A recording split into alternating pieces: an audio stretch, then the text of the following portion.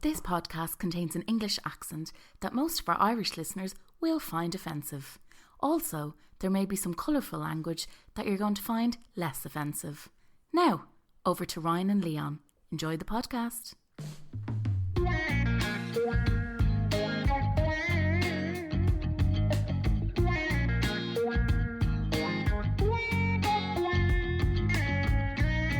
We're here, and aren't we just? This is the voice of Ryan Duggins, and to my left is Mr. Leon Dunn. Well, and welcome you all to the first episode of the Poetry's Dead podcast. Are you excited, Leon? Because I am fucking excited. I'll tell you something, my hands are sweating. I'm that excited to get stuck in, you know. I am so excited.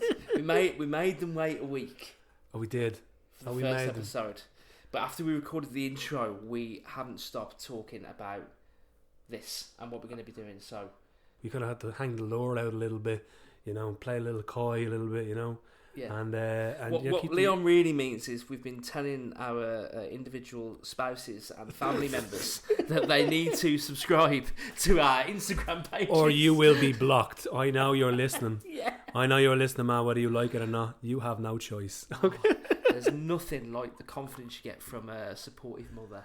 Oh, honestly, the Irish mammy is just different grade. You know what I mean? The English one is also not. Well, it's not as good. I'll be your Mum, I don't mean that. I'll be your Irish mammy if you want. Don't worry, Ryan. Cheers, pal. Well, we're here. Thank you for joining us. So, we're going to be you're with us for 25 minutes, half an hour. We're going to be talking all things poetry. We've got poems from the people that you know and the people that you love.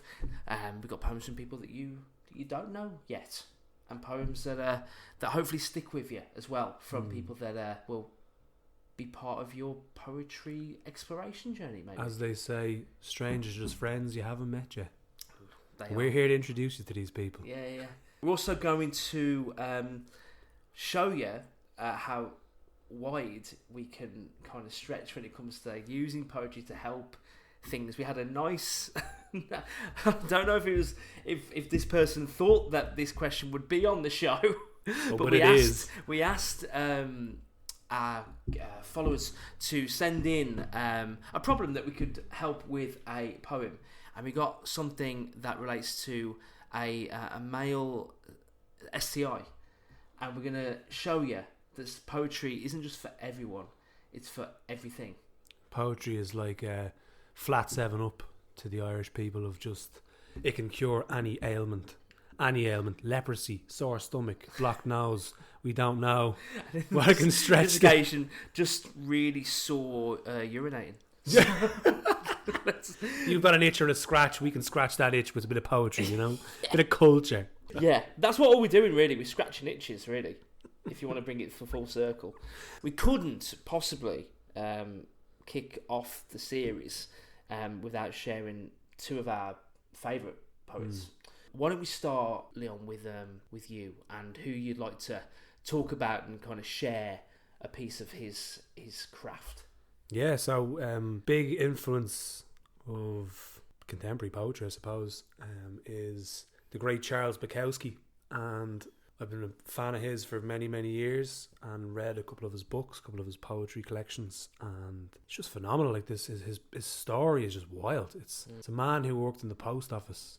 I think he was in his late 40s, still working in the post office, and he was trying to get kind of poetry published, and he was trying to get his poems out there, and constantly just kept facing rejection, kept constantly getting told that his poems were too depressing, that he was no good, that he wasn't academic enough. Cynicism is building up through the years, then obviously. And he's obviously battling with his own demons as well, like throughout his whole life. He had a hard childhood and stuff like that. Like there's a book, Ham on Rye, I believe it's called, and it's kind of like a almost biographical, kind of dancing with fiction and kind of almost like gonzo journalism, where Hunter S. Thompson kind of bending the truth a little bit, kind of, and he creates this fictional character but kind of bases it off himself, off his own inspirations and the kind of difficult childhood he had. But he had a kind of cynical, he became quite cynical, and he battled with alcoholism and stuff like that. And anyway, he eventually gets a bit of success, and he escapes the post office, but he talks about the post office as the kind of the driving force for him to get out and to escape. and his poetry kind of helped him escape from the post office and from kind of that banality of everyday life, working class everyday life. And I guess like what I get from a lot of his work is it's pungent. It's really violent against like the mundanity of like what the world can seem, like the repetitive nature of like working class life. I guess when he speaks, all I hear is like, life is shit, and as it is shit, here's what you need to look out for. Like a lot of his work, like the Genius of the Crowd is a good example of one of those where it's just a list of things that you've got to be vigilant of, like the loud noises in the room, the people that are the mediocre of the room, and he just kind of, I don't know, like it's lights to shine to help you guide through a life that he's not that convinced is that great. I think that like his poetry stands out in a sense that even more prevalent now. Obviously his poetry's from a while ago, but like now with the rise of social media, and you have kind of this unreal platform where everything is brilliant and everything is rosy. He'd hate Instagram and he'd fucking hate any of this like crowd noise like thing that's happening where like the loudest voices in the room get all of the fanfare. Like I guess that is the anti Bukowski, isn't it? But like the thing is, like with his poetry, right? His poetry is can be cynical and it can be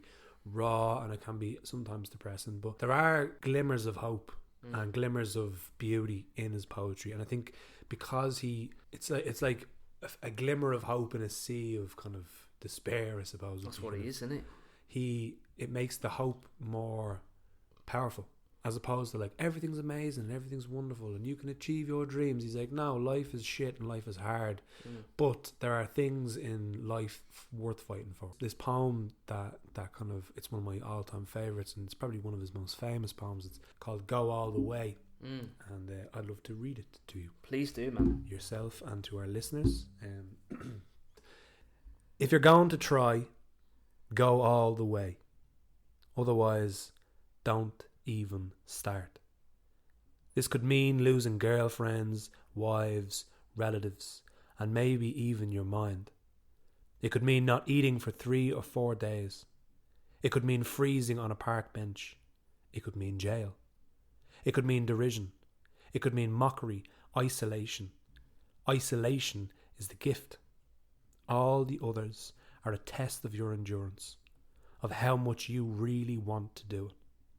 And you'll do it, despite rejection and the worst odds.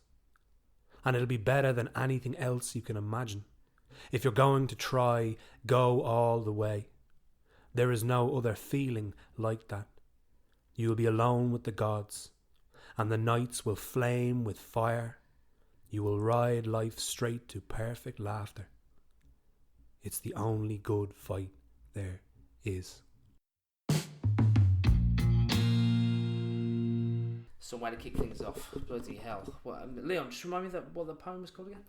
Go All the Way. Go All the Way. By Charles Bukowski. Beautiful, Leon. Thank you so much for sharing that. Thank you very much.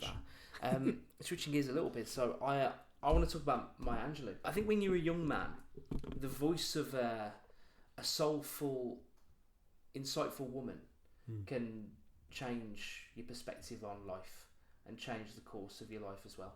And I feel like the voices that we open ourselves up to are key into like our perspective. And Maya Angelou hit me when I was maybe 23, 24. She died in 2015, so like I'm 35, so yeah, about 23, 24.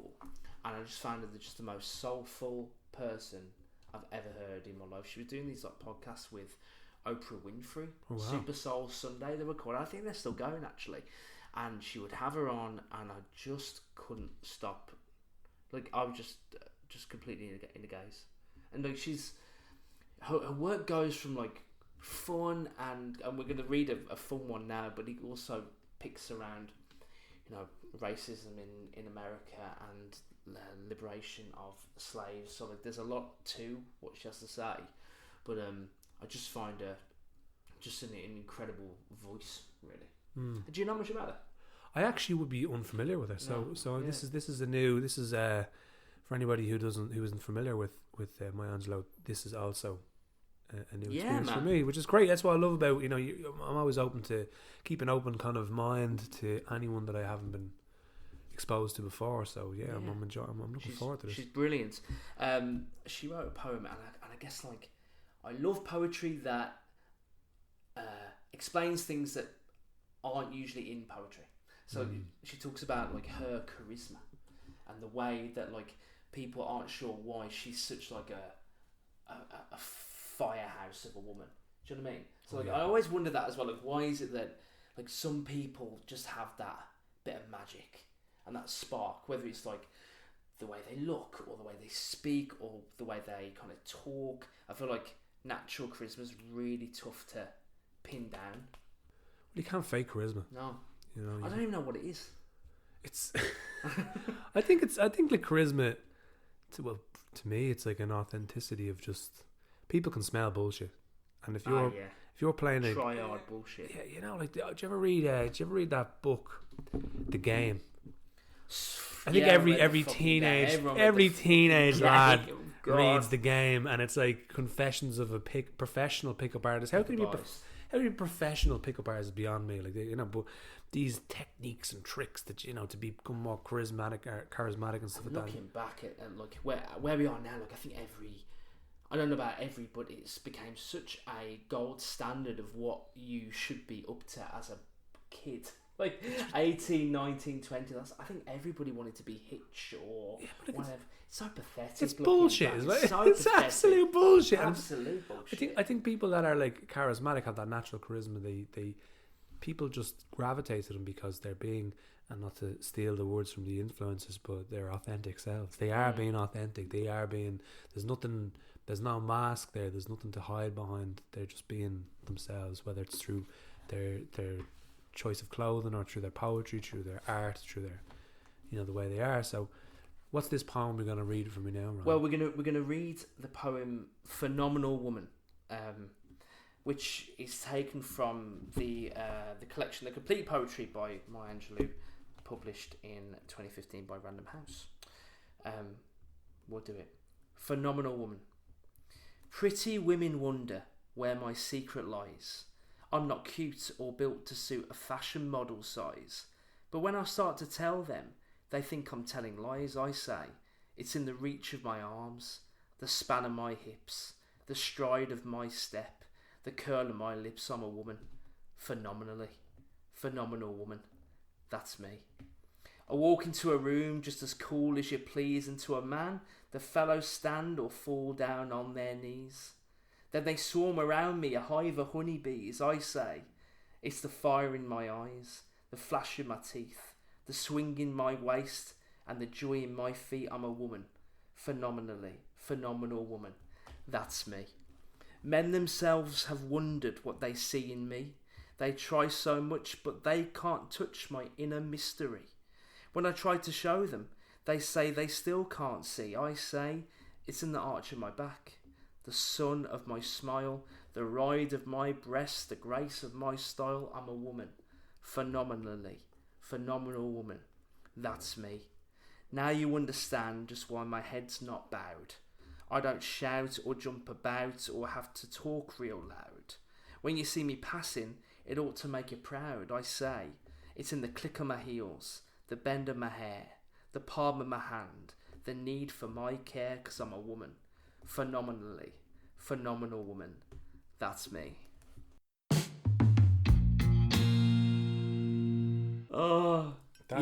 We can all be phenomenal women. We can all be phenomenal women. I fucking love that woman. You're a phenomenal woman, you are, man. It's fucking so we can't good. just be fucking listening to blokes. We have to open our ears and minds, and I love that woman. I think she's fucking brilliant. You can almost like feel the sassiness that like kind of emulates from that poem. Just like it's like an energy that just comes out of that poem, and you're just like, man, and you should. Well, again, we'll share it on Instagram, the YouTube recording of her doing that in a performance in 1995. But yeah, she's just it. Yeah, she is it. Yeah, and it reminds you of so many women out there that that you're just like, plenty of strong women out there and strong people, but like that kind of they take no bullshit. No bullshit. They take no bullshit. So yeah. Very cool. So we've covered some amazing poets that have shined very, very bright during their time, but sadly they're no longer with us anymore. No. So you have to, they came and they went and they left their mark. And the good thing about poetry and the good thing about art is that there are plenty of poets and artists that are still with us. The show goes on. Thank fuck for that. The circus tent is always full, baby. You Yeah. know. So there's a poem I want to share with you by a wonderful Irish poet. His name is Seán Watmore, Yes. and I think we both been familiar with his work. Yeah, and I think it's like a good example of how social media, like, I know Bukowski wouldn't like it too much, but it is, if used in the right way, you can find like real, just brilliant artists on there who are sharing. And Sean, I mean, whenever he puts a poem out there, whether it's a video or a post, the short poems are really like that he posts up as posts, but the videos as well, he's got that real sultry tone to his voice as well. So he's a brilliant bloke. So the poem that I'd love to share with you, it's very, very short, but also very powerful. Look forward to it, man. And this is a poem that he put up only at the start of this month that I came across. So he might have published it before, but this is the first time I've saw it. It was published on the 6th of February that I saw. So it's called Parachutes. Parachutes from fingertips, strung with cords of coloured wool, the hands that ever ease my falling, threads I forever pull. Wow. Short and sweet, but Beautiful, isn't it, that? it's 4 lines long, and like it brings out an emotion, and imagery and stuff like that you can really Stays with you as well, things like that, I think. Yeah, and like it rhymes, but like it's almost effortless that it rhymes. It's like, it just happens to rhyme. It's not like stringently kind of structured in that sense that it has to have a rhyming scheme, whatever it is. But it's just like, I don't know. It's just really stuck out with me. It's lovely. The simplicity of it just kind of is brilliant. Yeah, no, I agree. I'll share one of mine. Please do, yeah. Yeah, so Mumbles Poet is his name on Instagram. That's Mumbles Poet. I came across his work maybe a year and a half ago. I think he has a radio show in the UK as an English poet. Just really snappy turn of phrase, really funny words. Talks about just what you're up to as a 30-year-old man, basically, and kind of ties in those stories in rhyming couplets, and it's just brilliant. This one here I'll share with you. I just loved it. I was like, it was published in August 2023, so it was a while ago. I just remembered it, knowing that we were going to come on the show and share poems that we love. This one's called She's My Girl. She's my life, she's my girl, future wife, forever world. I don't care how you have your hair, straight, bunned, bobbed or curled. You keep things going. Nothing's ever boring. I'll stay awake so you don't hear my snoring. I'm the striker, and with you I'm scoring. When you put me to task and ask, would you love me if I was a snail? Without fail or detail, I'm fucking ignoring. She's always right, but I knew that all along. We agree on everything. Once we've agreed I'm wrong. She's my girl, she's my best mate. Things are mint, they're fucking great. Pick a time and place and call it a date. Aim for 7, she'll be ready after 8. We'll miss the train at this fucking rate, but we'll still arrive fashionably late. She's the clam and I want that pearl. I'm a man and she's my girl. Isn't that just brilliant? Man. That'll put a smile on your face. That's brilliant. Brilliant. I just love that. Well, I love how dynamic like that. Poetry can be about the ordinary things. It can be about the eternal wait for your partner to get dressed. It can be about those. And that's 2 blokes on the podcast talking about the missus getting ready. We're not doing it. We need 2 female poets. They will. Yeah, we will. To talk about how terrible we. Yeah. You might get a counter podcast. So many things that I do that annoy my partner. Oh, it's endless. That's the only one we have. We can't think of anything else, There's nothing else. No. What a brilliant piece of work that is. It kind of has a bit of a John Cooper Clarke kind of vibe to it. Yeah, but I think with that, and I love John Cooper Clarke, and I think it's so good that I'm not sure if Mumbles Poet is influenced by him. He might be, but just having that confidence to go, right, you know what? I don't want to write about war. Yeah. I don't want to write about anything other than what is going on today and the crack I'm having, and embrace it in a fun, light way. I love that about poetry. Yeah, you know, I love it. Like a dear friend of mine used to come to a lot of poetry gigs and was hooked and was going to quite a few. And he turns to me one day and was like, I love these nights. I've never seen anything like this before, but I have to ask you a question. I was like, what is it? He's like, why so depressing? Why are they all so angry? Angry. Why are they all so angry? Depressing is what I get. Depressing and angry. But I was like, I suppose like if you're writing, you know, a lot of people, anger and you know, sadness or whatever it is, it's very easy to tap into and to evoke a visceral response from an audience. So, for sure, man. But when you have somebody that gets up there and like they have a light-hearted poem, they've got something and they fucking kill, and you're like, yeah. You know, you don't need to be so different, innit? You don't need to be, yeah, but it is though, and that's so different. When you're on a poetry show and you've got a couple of people on kind of on their, you know, heavy, intense poems, and then you have one that kind of is lighter kind of topics or whatever it is. They just shine because it's like it's like a palate cleanse. It's like a breath of fresh air, you know. Not saying that all poetry is depressing and angry. It's obviously not. It's not. We wouldn't spend this amount of time being excited about something that would bum us out every day. We'd just be weeping and drinking wine in the bath every day otherwise. That doesn't sound too bad. I'm not going to knock baths now. Baths are, you know, they're good. Yes, I agree. Leon, are you ready to fix a problem? I'm always here to help. Yeah, same. Well, listen, we got a message. This person will remain anonymous. I wonder why. And when I got it, I was like, "This is a mistake." But then, there's a lot to it. The message was, "My dick sore, mate. I didn't ask for this. It was just fate." Poem in itself. I need a poem for a comfortable piss. So let's look at that again. My dick sore, mate. I didn't ask for this. It was just fate. I need a poem for a comfortable piss. Right. Okay. What are you getting from that? I'm getting that something's burning. Yeah, something's burning, like the nights would be filled with fire, kind of. Yeah. There's. Do you feel? I think there's a bit of despair in this message. Uncomfortableness. There's uncomfortableness, but there's also like feeling wronged. Feeling wronged. This isn't what I deserve. I don't deserve to be feeling this way. Well, unless he needs to read more Bukowski, I think, and life is shit.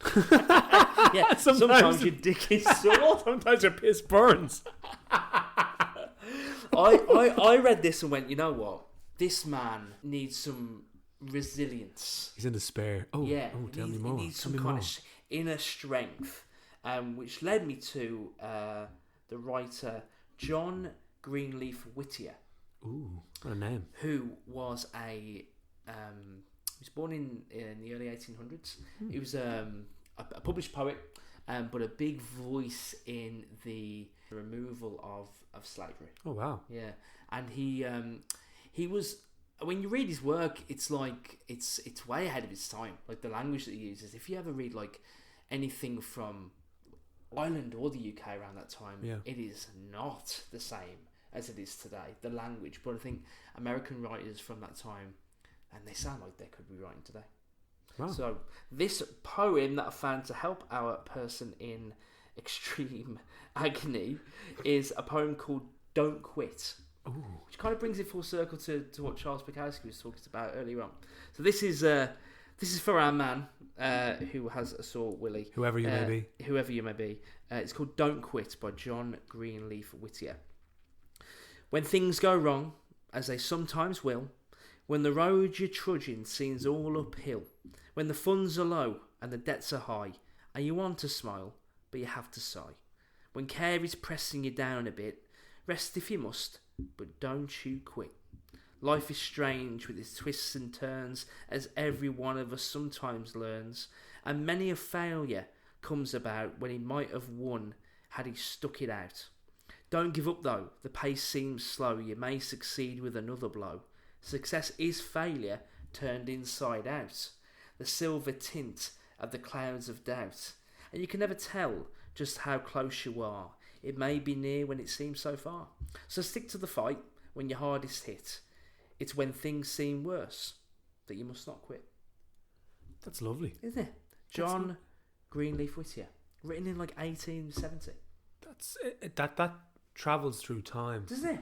It's Something about timeless. American writers that the work just does, the Walt Whitman stuff. It just feels like it could be written today. Anytime, yeah, and you can just pick it up now and just it applies to. Yeah, that's and brilliant. he was a Quaker.